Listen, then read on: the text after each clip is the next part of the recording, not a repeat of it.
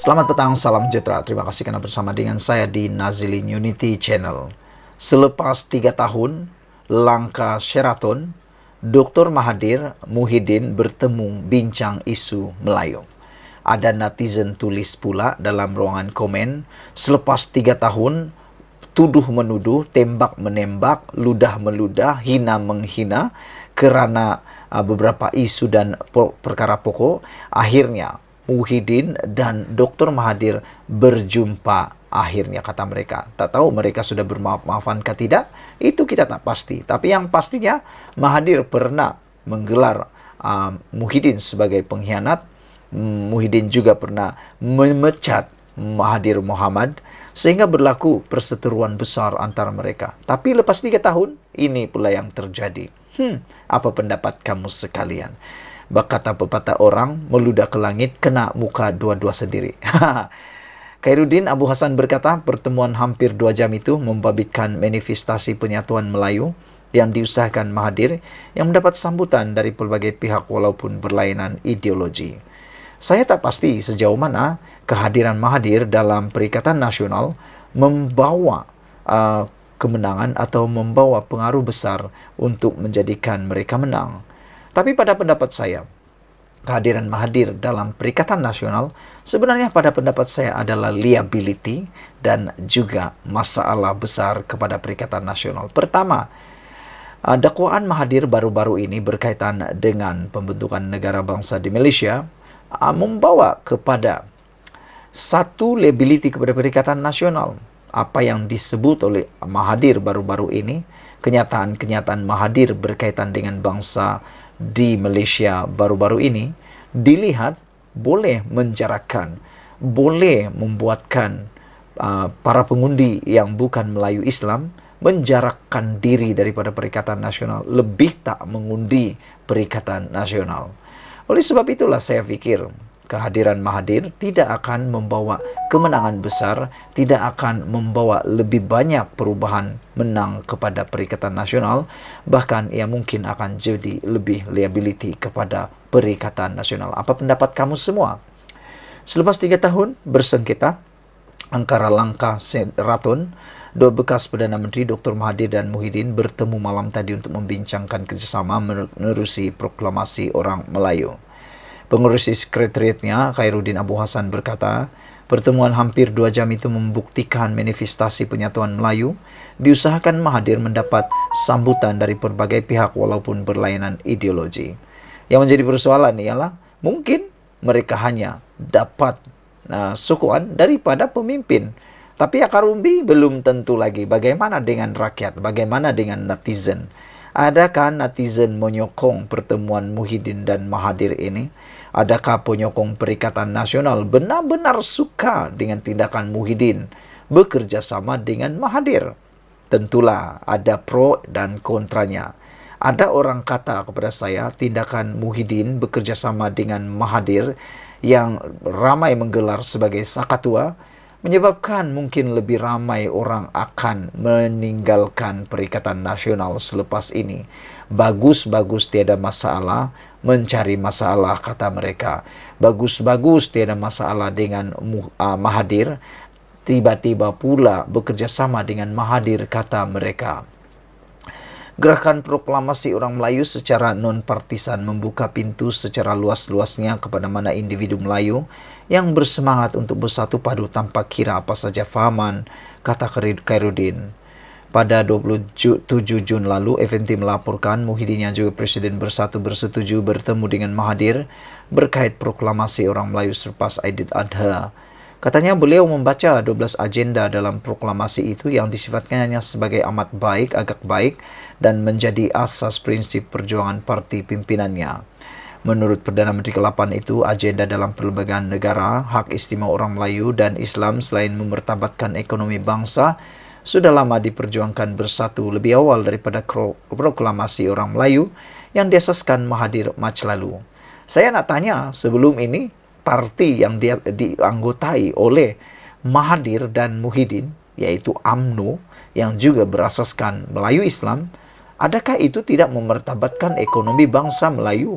Padahal mereka adalah pemimpin dalam UMNO sebelum ini. Adakah mereka mau mengatakan bahwa hanya bersatu saja yang boleh memartabatkan bangsa Melayu Islam? Pada pendapat saya, UMNO sudah terbukti memartabatkan bangsa Melayu dan Islam. Jadi, apalagi yang Mahathir dan Muhyiddin mahu? Mahathir sebelum ini berkata, proklamasi itu bertujuan menyatukan orang Melayu melangkaui garis politik. Ia menarik sokongan dan ditandatangani beberapa pemimpin parti pembangkang, termasuk Presiden PAS Hadi Awang dan Timbalan Presiden Bersatu Ahmad Faizal Azmud atas kapasiti persendirian. Menjadi persoalan sekarang ialah kemana hala tuju muafakat nasional. Muafakat nasional hilang, proklamasi Melayu datang. Lepas proklamasi Melayu, apa pula yang jadi? Sedangkan muafakat nasional pun mau diperkukuhkan oleh pemimpin-pemimpin dalam Perikatan Nasional. Awal Jun, Mahathir dilaporkan berkata sedia bekerja sama dengan Muhyiddin sekali lagi. 3 tahun selepas hubungan mereka renggang susulan langkah Sheraton, menyebabkan menyaksikan pentadbiran Mahathir ketika itu tumbang dan digantikan dengan Perikatan Nasional, pimpinan ahli Parlimen Pagoh berkenan. Sekian dulu untuk kali ini. Jangan lupa tinggalkan komen Anda, tekan butang subscribe. Kita jumpa lagi. Bye-bye. Selamat pagi, salam sejahtera. Terima kasih karena bersama dengan saya di Nazilin Unity Channel. Saudara-saudara sekalian, ini satu pendedahan yang memang luar biasa daripada Anwar Ibrahim sendiri. Beliau tampil mendedahkan bahawa susah nak cari orang yang bersih. Anwar Ibrahim kata ramai yang sakau. Apabila Anwar Ibrahim sendiri kata begini, memang ia menimbulkan kegusaran dan kerisauan kepada kita. Bayangkan Perdana Menteri kita sendiri mengakui susah nak cari orang yang bersih kerana ramai yang sakau. Perdana Menteri Anwar Ibrahim dilihat mengakui kritikan bahawa ada anggota kabinetnya yang tidak bersih daripada amalan korupsi. Perdana Menteri Anwar Ibrahim dilihat mengakui kritikan bahawa ada anggota kabinetnya yang tidak bersih daripada amalan korupsi. Inilah sikap Anwar Ibrahim yang kita harus puji. Dalam keadaan yang betul, dia perbetulkan. Dalam keadaan yang salah, dia mengakui. Begini orang yang tepat. Jangan sampai pura-pura tak tahu. Jangan sampai pura-pura nak melindungi orang. Yang salah tetap salah, yang betul tetap betul. Ini pemimpin yang kita cari. Jangan pula pemimpin yang lain. Pemimpin yang lain termasuklah pengikut menjadi korup. Anwar Ibrahim mengakui, Perdana Menteri Anwar Ibrahim dilihat mengakui kritikan bahawa ada anggota kabinet yang tidak bersih daripada amalan korupsi. Ini daripada Malaysia kini. Anwar bagaimanapun berkata, sukar untuk mendapatkan pemimpin yang bersih. Berucap di Putrajaya hari ini, Anwar berkata selagi memimpin kerajaan, dia tidak akan membenarkan mana-mana menteri, termasuk dirinya, untuk menyalahgunakan kuasa untuk menyakau alias mencuri atau merompak duit negara. Apa yang lalu biarlah lalu, kata Anwar.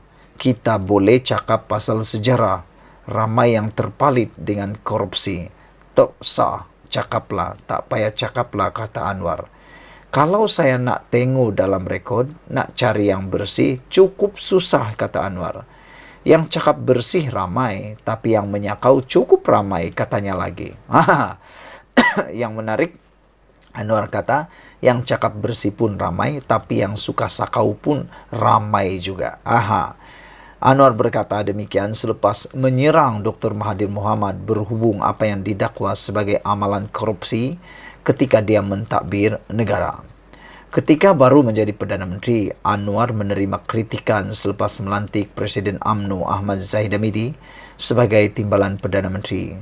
Zahid sedang berdepan perbicaraan atas tuduhan rasuah serta turut dikaitkan dengan skandal kapal tempur pesisir LCS. Anwar pernah menjelaskan bahawa Zahid patuh dengan dasar pentadbirannya berhubung ketelusan dan amalan tender terbuka. Pengakuan Mahathir Anwar Ibrahim ini cukup menarik perhatian kita dan menarik perhatian saya. Apabila beliau kata, susah nak cari yang bersih, ramai yang sakau. Anwar Ibrahim mengakui kritikan bahawa ada anggota kabinet yang tidak bersih daripada amalan korupsi. Anwar bagaimanapun berkata, sukar untuk mendapatkan pemimpin yang bersih. Saudara-saudara sekalian, jaminan Anwar Ibrahim ialah beliau berkata, selagi memimpin kerajaan, dia tidak akan membenarkan mana-mana menteri termasuk dirinya untuk menyalahgunakan kuasa untuk menyakau. Apa yang berlalu, biarlah lalu. Kita boleh cakap pasal sejarah. Ramai yang terpalit dengan korupsi. Tak sah, cakaplah, kata Anwar lagi. Kalau saya nak tengok dalam rekod, nak cari yang bersih, cukup susah. Yang bersih, cakap bersih. Yang cakap bersih ramai. Tapi yang menyakau cukup ramai, katanya lagi. Ikuti terus ulasan selepas ini. Selamat pagi, salam sejahtera. Terima kasih kerana bersama dengan saya di Nazilin Unity Channel. Ini satu pendedahan selepas beberapa jam KLIA diserbu oleh Menteri Pelancongan Kebudayaan dan Kesenian. Apabila serbuan tersebut berlaku, ramai orang marah dan ramai juga yang tak marah. Ramai yang tak setuju tapi ramai juga yang memuji. Dengan ini, apa yang perlu kita buat? Adakah dengan tajuk yang saya bacakan ini kita perlu puji atau kita perlu mengecam beliau? Isu menteri terjah KLIA, akhirnya SPRM kesan wujud orang tengah minta RM 18,000. Sekarang tinggalkan komen anda. Adakah dengan serbuan ataupun terjahan menteri di KLIA ini adalah patut dipujikah atau dikecam? Kerana melalui pendedahan beliau, akhirnya SPRM memberikan kenyataan mengesan wujud orang tengah minta RM 18,000. Jadi benarlah memang ada wujud seperti itu.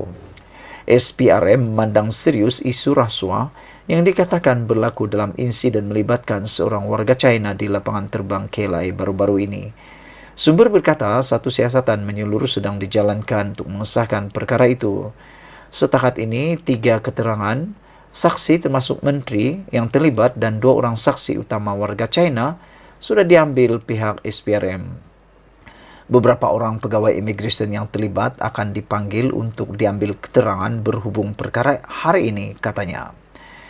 Menurut sumber terbabit, SPRM juga sudah mengenal pasti seorang individu yang disyaki menjadi orang tengah dalam urusan menyelesaikan kes melibatkan seorang pelancong asing yang dikatakan tidak memenuhi syarat kemasukan di negara ini sebagaimana ditetapkan Jabatan Immigration Malaysia JIM.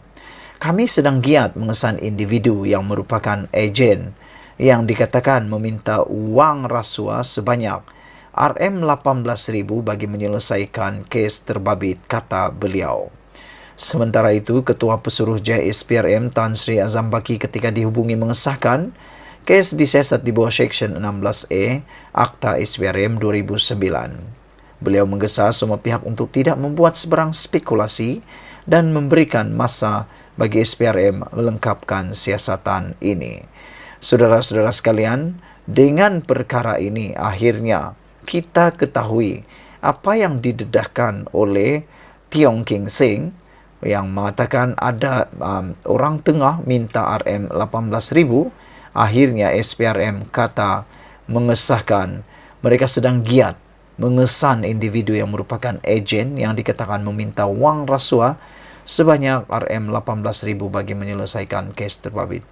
Kita sebagai netizen yang mengikuti isu ini, kita berharap supaya SPRM dengan segera dapat mengesan, menangkap dan membawa orang yang memalukan Malaysia ini yang telah menjadi ejen orang tengah ini meminta wang rasuah sebanyak RM 18,000 ini ditangkap segera dan dihadapkan ke muka pengadilan.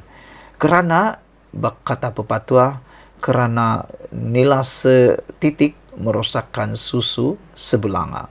Kita berharap perkara ini tidak akan berulang lagi. Dan saudara-saudara sekalian, kita berharap negara kita akan terus dikunjungi oleh pelancong tak lama lagi. Kita ikuti terus ulasan selepas ini. Selamat petang, selamat sejahtera. Terima kasih kerana bersama dengan saya di Nazilin Unity Channel. Ini satu perkara yang paling panas yang berlaku dalam politik Malaysia menjelang PRN akan datang. Dakwaan negara berbilang bangsa bertentangan dengan perlembagaan, Dr. Mahathir menghina rakyat Sabah dan Sarawak. Wah, ini memang panas. Siapa yang menyatakannya? Siapa lagi kalau bukan pemimpin daripada Sabah sendiri, Wilfred Madius Tangau. Beliau membantah kepelbagaian bangsa dan kaum di Malaysia dikecilkan kepada Melayu Malaya semata-mata. Saudara-saudara sekalian, menurut Madius Tangau, Malaysia yang disertai Sabah dan Sarawak pada 1963 merupakan tanah bebas dan berdemokrasi, bukannya berdasarkan etnokrasi Melayu atau teokrasi Islamis, kata Wilfred Madius Tangau. Itu sebabnya Madius kata, Mahathir dakwa negara berbilang bangsa bertentangan perlembagaan sebenarnya satu penghinaan kepada rakyat Sabah dan Sarawak. Ahli Parlimen Tuaran Wilfred Madius Tangau membidas bekas Perdana Menteri Dr. Mahathir Mohamad susulan kenyataan kontroversi berkait tanah Melayu dan identiti berbilang bangsa Malaysia menyifatkannya berbaur penghinaan kepada penduduk Malaysia Timur khususnya Sabah dan Sarawak. Dalam kenyataan, bekas Presiden APCO itu berkata, serangan Mahathir terhadap kepelbagaian dan sekularisme mendedahkan niat jahat imperialis dan penjajah Malaya dan melihat Sabah dan Sarawak sebagai hak milik penjajah orang Melayu Malaya.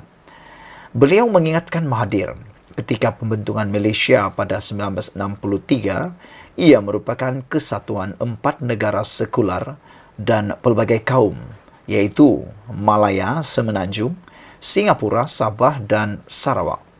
Dr. Mahathir, dengar baik-baik.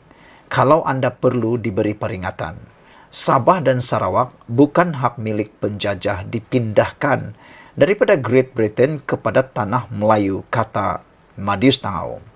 Kami tidak memilih menggantikan British dengan Malaysia sebagai tuan penjajah pada 1963.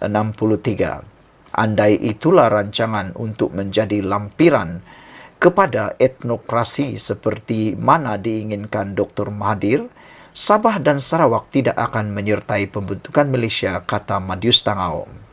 Beliau berkata, jika mana-mana pihak mahu mengubah kontrak sosial pada 1963 dengan diam-diam menjajah Sabah dan Sarawak, justru merekalah yang membawa Malaya keluar dari Malaysia.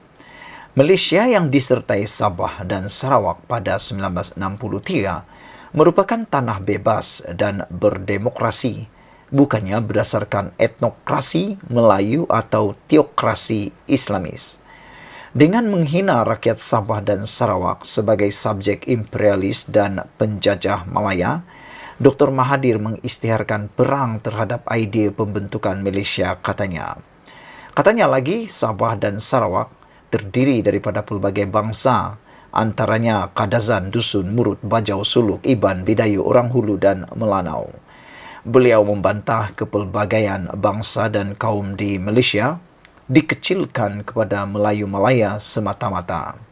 Pada sidang media minggu lepas, Mahathir mendakwa usaha mempromosi negara berbilang bangsa bertentangan dengan Perlembagaan Persekutuan yang menekankan kemelayuan Malaysia.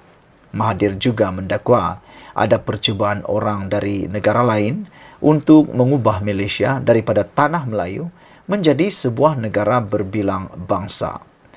Mahathir yang juga bekas pengurusi Bersatu di Petik berkata, orang ini tidak mengiktiraf orang Melayu sebagai pengasas dan pembangun Malaysia. Saudara-saudara sekalian, apabila Madius Tangau mengatakan bahawa dakwaan negara berbilang bangsa bertentangan dengan perlembagaan, Dr. Mahathir hina rakyat Sabah dan Sarawak, ini satu kenyataan yang memang sangat panas dan pastinya menarik perhatian Anda. Madius Tangau kata, tindakan Dr. Mahathir, susulan kenyataan kontroversi berkait tanah Melayu dan entiti berbilang bangsa Melayu, menyifatkannya ia sebagai berbaur penghinaan kepada penduduk Malaysia Timur. Dalam kenyataan bekas Presiden APCO itu, beliau berkata serangan Mahathir terhadap kepelbagaian dan sekularisme mendedahkan niat jahat imperialis dan penjajah Malaya dan melihat Sabah dan Sarawak sebagai hak milik penjajah orang Melayu Malaya. Beliau mengingatkan Dr. Mahathir ketika pembentukan Malaysia pada 1963 yang merupakan kesatuan 4 negara sekular dan pelbagai kaum, yaitu Malaya Semenanjung, Singapura, Sabah dan Sarawak. Kata Madius Tangau, Dr. Mahathir, dengar baik-baik. Kalau Anda perlu diberi perhatian atau kalau Anda perlu diberikan peringatan, Sabah dan Sarawak bukan hak milik penjajah, dipindahkan daripada Great Britain kepada tanah Melayu, kata beliau lagi. Kami tidak memilih menggantikan British dengan Malaysia sebagai tuan penjajah pada tahun 1963. Andai itulah rancangan untuk menjadikan lampiran kepada etnokrasi seperti mana diinginkan Dr. Mahathir, Sabah dan Sarawak tidak akan menyertai pembentukan Malaysia, kata beliau lagi. Sekian dulu untuk kali ini. Jangan lupa share video ini, tinggalkan komen Anda, tekan butang subscribe. Kita jumpa lagi. Bye-bye.